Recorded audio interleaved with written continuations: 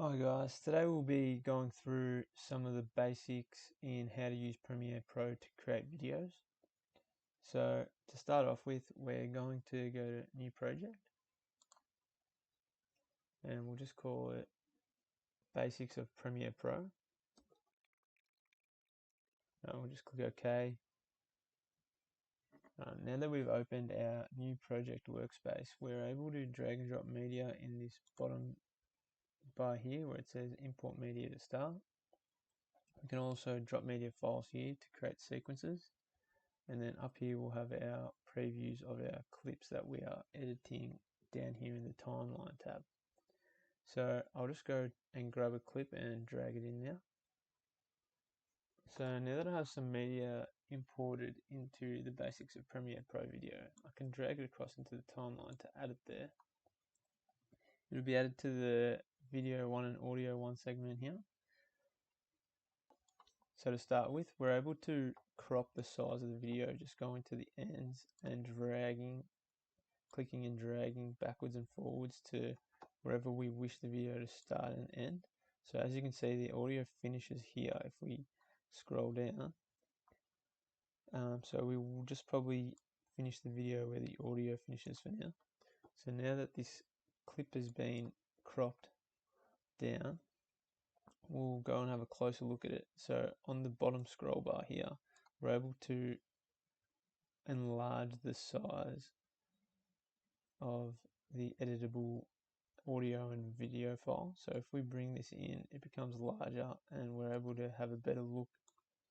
As you can see here, there's a bit of a gap in the audio of this clip. So what we'll do is we'll create a cut in the clip in order to separate it from the larger video and audio file. So all you have to do there is you go to the razor tool and you click on it. You go to the segment of the video you wish to either delete or speed up, and all you have to do is drag the timeline bar here to the moments that you want to cut it at, and you use the eraser tool there. So once this part of the video has been separated from the larger part, we're either able to delete it, or if we just Control Z that, we can speed it up as well. So if you go speed duration, it's already at 100%. If you want to speed it up, for this example, we can make it 500. I'll press enter there and we'll go and link the back part of that video to the sped up file that has been created. So that's just done by selecting and then clicking and dragging in the center, not at the ends. If we click at the ends, we'll crop the video as mentioned before. So now that that's been shortened, this will be a more seamless part of the video. And if we just click play by hitting the space bar or the play stop toggle, video will play in a much more seamless manner. So we'll press play. We want to select all the geometry that we want to transfer from 3ds Max. So that created a much more fluid video, and that's an easy way to edit your audio or visuals in order to create a much more flowing video for tutorials like this one. As we can see in the preview window up here on the right, we have a few options at the bottom. So we can add markers to the video. We can mark in and out. That's best for exporting parts of videos when you don't want to use the whole clip. I'll show you now. So we can add a marker where this blue line in the timeline is. So we'll add this mark in marker at the start, and then we'll add it mark out at this point here at the end of this audio and visual where the gap starts. So we'll put that there, and we'll add the mark out marker. So now you can see when we look at the timeline, only this segment of the video is marked in and out. We can use the shortcuts of go to the mark in or go to the mark out section using these buttons. These two buttons here will step you backwards and forwards in the video just by clicking, and the middle one obviously plays and stops. You're also able to add effects to videos within the workspace.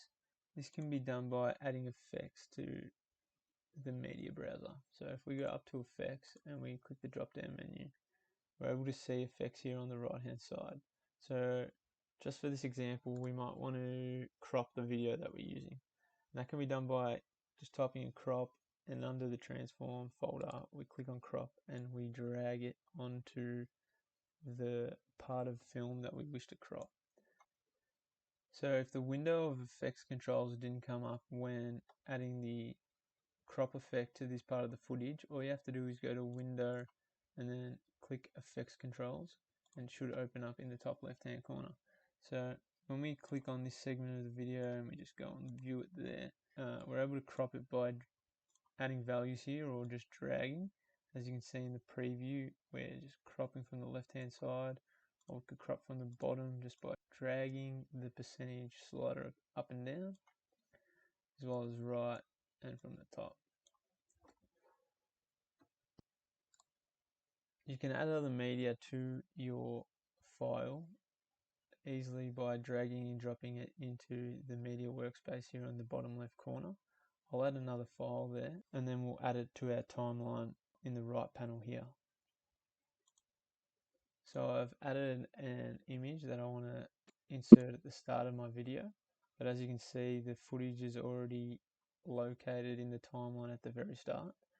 We're able to move that back just by selecting all the media that we wish to move backwards in the video, just by selecting it all with the drag select and then clicking and dragging it backwards in the timeline. Then all we have to do is add the media we want to the certain part of the video, and we'll add that in another timeline. We'll put it in the V2 section. Now just to marry them up, all we have to do is just click and drag it back, and now they've been brought back together, as you can see. Now 5 seconds is probably a bit long. We might want to decrease that time down to say maybe 3 seconds. The more you shrink the bar at the bottom, the more time indicators become available at the top. So just for this case, we'll go to about 3 seconds, and then we'll marry all those video clips that we have inside the timeline back to the image like we did before by dragging and clicking. Now as you can see, the image that we brought in isn't quite to scale to the frame. So what you have to do to scale media within the preview window is you have to double click on the media. Once the target tool comes up in the middle, you have to, if it's very large like this, you might have to drag it across in order to scale it and find the scaling handles. So now that we've got it pretty close to the size we want, the image is being placed, and if we click play, we'll see that the image and media that we placed at the start will transition into the video file that follows it. So we'll press play there and we'll see what happens.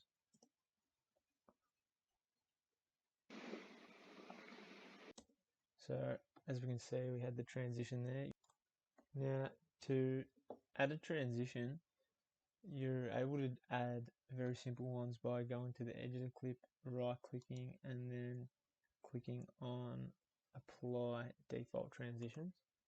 So they have things like cross dissolve, which we're able to change very easily just by. So now that we have the basic transition of cross dissolve, we're able to actually extend or make that effect shorter or longer by going to the end and clicking and dragging, similar to cropping videos.